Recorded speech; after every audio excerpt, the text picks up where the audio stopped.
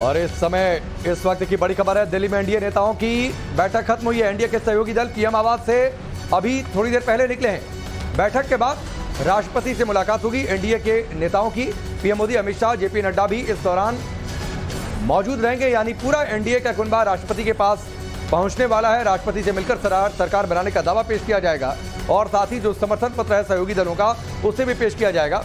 तो ये तस्वीरें भी देखिए जो एनडीए की मीटिंग हुई है। और बस थोड़ी देर बाद राष्ट्रपति द्रौपदी मुर्मू रात 8 बजे डिनर भी देने वाली हैं। राष्ट्रपति भवन में जो मौजूदा कैबिनेट है, चूंकि अब 17वीं लोकसभा भंग कर दी गई है, तो मौजूदा जो कैबिनेट है वो उसको विदाई डिनर का कार्यक्रम जो कि परंपरा रही है उसके मुताबिक राष्ट्रपति देंगी। एनडीए सरकार बनाने का दावा पेश करेगा। और जानकारी जो अभी तक मिली है कि 8 तारीख की शाम को नरेंद्र मोदी तीसरी बार भारत के प्रधानमंत्री पद की शपथ लेंगे। तो तस्वीरें भी आपको दिखा रहे हैं। एनडीए की बैठक अब से कुछ मिनट पहले ही खत्म हुई है और इसके बाद एनडीए के जो तमाम बड़े दल हैं उसके नेता प्रधानमंत्री नरेंद्र मोदी के साथ द्रौपदी मुर्मू के पास जा सकते हैं। सरकार बनाने का दावा पेश किया जाएगा। बहरहाल राष्ट्रपति भवन में आज एक विदाई डिनर का आयोजन किया जाएगा जो ऑफिशियली एक फॉर्मेलिटी होती है और हर बार टर्म खत्म होने पर ऐसा किया जाता है। औपचारिक तौर पर राष्ट्रपति द्वारा प्रधानमंत्री और जो संसद भंग की जाती है उसके तमाम नेताओं को इनवाइट कर डिनर पर औपचारिकता के लिए बुलाया जाता है। बहरहाल आज ये तस्वीर फिलहाल जो सामने आई है बड़ा संदेश देती तस्वीर, जिसमें आप एक ही तस्वीर में एक फ्रेम में चंद्रबाबू नायडू के साथ बैठे नीतीश कुमार को देख पाएंगे जिन पर देश भर की नजरें टिकी हुई थी। प्रधानमंत्री नरेंद्र मोदी के ठीक दाईं ओर ये दोनों नेता बैठे हुए हैं और ऐसे में कल से ही सवाल उठ रहे थे कि अगर दोनों अपना समर्थन एनडीए को नहीं देते हैं तो फिर सरकार बन पाएगी या नहीं। बहरहाल ये तस्वीरें साफ कर रही हैं कि नई एनडीए का रुख कैसा होगा, चेहरा कैसा होगा। और अगर ज्योति तस्वीरों के भी हिसाब से देखें, प्रधानमंत्री मोदी के ठीक बगल में चंद्रबाबू नायडू, उनके ठीक बगल में नीतीश कुमार। यानी कल भी जो प्रधानमंत्री नरेंद्र मोदी ने बीजेपी हेडक्वार्टर से जो भाषण दिया था उसमें बीजेपी की जीत से ज्यादा उन्होंने एनडीए को किस तरीके से समर्थन मिला है, एनडीए किस तरीके से सरकार बनाएगा, इस बात का जिक्र किया था। यानी बीजेपी से ज्यादा एनडीए का नाम लिया था। समय की जरूरत भी है और ये सब कुछ जो परिस्थितियां हैं वो सिटिंग ऑर्डर में दिखाई भी दे रहा है। सभी नेताओं ने एक दूसरे से मुलाकात की है, बातचीत की है। नई सरकार कैसी होगी शायद उस पर भी चर्चा, कुछ डिमांड लिस्ट आई है संभवतः उसकी भी चर्चा। लेकिन हाँ, उस तस्वीर का इंतजार है जब राष्ट्रपति से मुलाकात होगी। अब से थोड़ी देर बाद ही इंडी गठबंधन की बैठक जो कि शुरू होने वाली है और एक जिम्मेदार विपक्ष के तौर पर उसकी क्या भूमिका हो सकती है, कायदे से उस पर इस बात पर ही चर्चा होगी क्योंकि प्रधानमंत्री मोदी के नेतृत्व में एनडीए थोड़ी ही देर बाद सरकार बनाने का दावा पेश करने वाली है। और उसके बाद जैसा कि आपको पता है कि उसके पास इसके लिए स्पष्ट बहुमत भी है, आंकड़े भी है, इसलिए उसमें कोई परेशानी भी नहीं होने वाली है। ये जो हम आपको तस्वीरें इस समय दिखा रहे हैं ये थोड़ी देर पहले जो एनडीए की बैठक चल रही थी उसकी तस्वीरें हैं। और जैसा कि आप तस्वीरों में देख पा रहे हैं कि एनडीए में किस तरीके से चंद्रबाबू नायडू और नीतीश कुमार को एक बहुत अहमियत और वाली जगह दी गई है वो इससे स्पष्ट है। बावजूद इसके ये कल से माहौल बनाने की कोशिश की जा रही है कि मोदी की जो तीसरी सरकार होगी वो बहुत दमदार नहीं होगी, असरदार नहीं होगी। नीतीश और नायडू कभी भी पलट सकते हैं और मोदी सरकार मुश्किल में फंस जाएगी। क्या वाकई ऐसा हो सकता है? वैसे पॉलिटिक्स में होने को तो कुछ भी हो सकता है, लेकिन समझने वाली बात यह है कि पॉलिटिक्स में कुछ भी अनायास नहीं होता, यूं ही नहीं होता। हर फैसले के पीछे फायदे नुकसान का पूरा गुणागणित होता है और उसी के जरिए आज हम ये समझने की कोशिश करेंगे कि मोदी की अगली सरकार कितनी दमदार, कितनी असरदार हो सकती है। लेकिन उससे पहले वो सवाल जिसका देना है आपको जवाब और जिसके जरिए घूमेगा आज देश का मूड मीटर। तो जरा एक बार तो उन सवालों को देख लेते हैं। जरा दिखाइए। सवाल नंबर 1, नीतीश और नायडू को लेकर जो कयासबाजी चल रही है उसे आप कैसे देखते हैं? ऑप्शन ए है नीतीश नायडू मोदी के साथ ही रहेंगे, option B Nitish Naidu India में चले जाएंगे, इंडिया गठबंधन में चले जाएंगे, और ऑप्शन सी नीतीश जाएंगे लेकिन नायडू टिके रहेंगे। तो क्या सोचते हैं आप? जवाब देना शुरू करिए। आपके सामने क्यूआर कोड है, उसे स्कैन करिए और जवाब दीजिए। सवाल नंबर 2, दक्षिण में बीजेपी के प्रदर्शन को कैसे देखते हैं आप? ये सवाल है और ऑप्शन है आपके पास। ऑप्शन ए, जनाधार बढ़ा, सीटें भी बढ़ेंगी।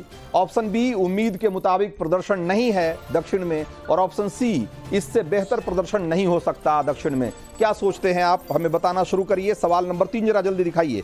देश को स्थायी सरकार देने में कौन ज्यादा सक्षम दिखता है आपको, एनडीए या इंडिया?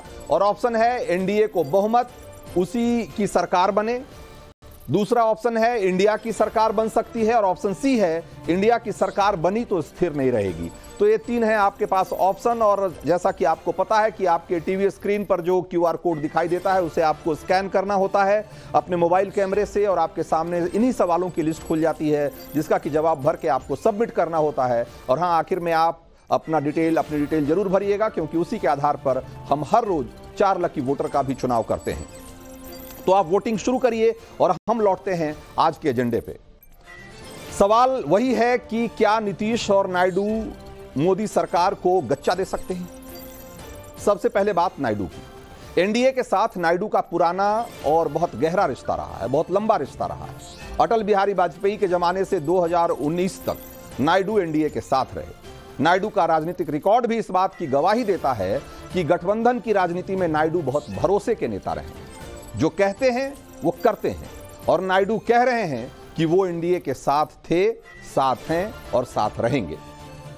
एक बात और गौर करने वाली बात है कि नायडू और नीतीश कोई भी फैसला करने से पहले अपना और अपने राज्य का फायदा भी जरूर सोचेंगे।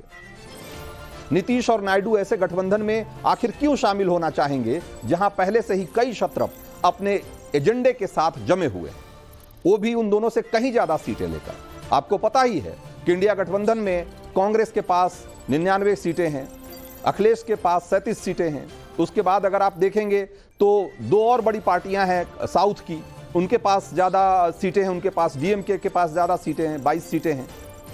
तो अगर इस तरह का, और टीएमसी तो है ही 29 सीटें लेकर, तो कुल मिलाकर के इस तरह की के गठबंधन में जहां पर कि पहले ही से उनसे ज्यादा कद्दावर नेता, ज्यादा ताकतवर तरीके से वहां पर अगर एकजुट हैं, तो ऐसे में वो वहां पर जाकर अपनी एक कमजोर स्थिति में अपने को क्यों रखना चाहेंगे? एक सवाल है। फिर ऐसे गठबंधन में जिसकी की स्टेबिलिटी का भी कोई भरोसा नहीं है, वो कितने दिन है कितने दिन नहीं है, ये भी एक सवाल है। और ये सवाल इसलिए है कि क्योंकि इंडिया गठबंधन एक ऐसा गठजोड़ है जहां कई पार्टियों के हित एक दूसरे से टकराते रहते हैं।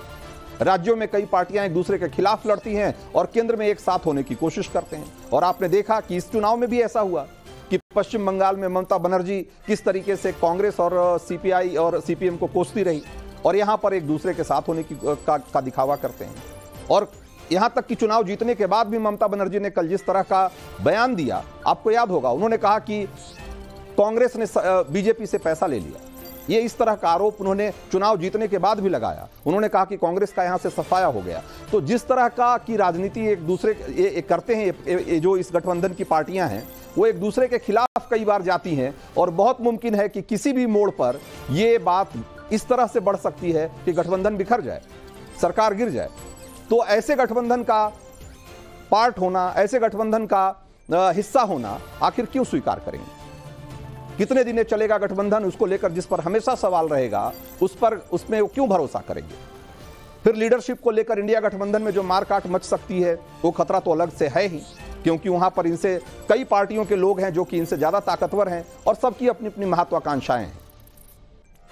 उड़ते उड़ते हालांकि खबर यह आ रही है कि कांग्रेस गठबंधन के बाकी पार्टियों को जो है वो सरकार बनाने के लिए आगे आने के लिए कह रही है, इंडिया गठबंधन के बाकी पार्टियों को।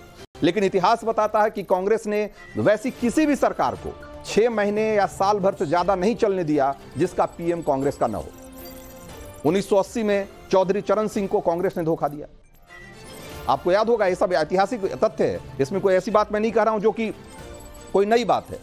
90 के दशक में चंद्रशेखर की सरकार बनवाई, 6 महीने भी सरकार नहीं चली। राजीव गांधी की जासूसी का बहाना बनाकर उनकी सरकार से समर्थन वापस ले लिया, सरकार गिर गई। 1996 में देवगौड़ा की सरकार बनी और वो भी गिर गई, उसे भी गिरा दिया। 1998 में फिर आई के गुजराल को गद्दी पर बिठाया और फिर उनसे भी हाथ खींच लिए, नतीजा वो सरकार भी गिर गई।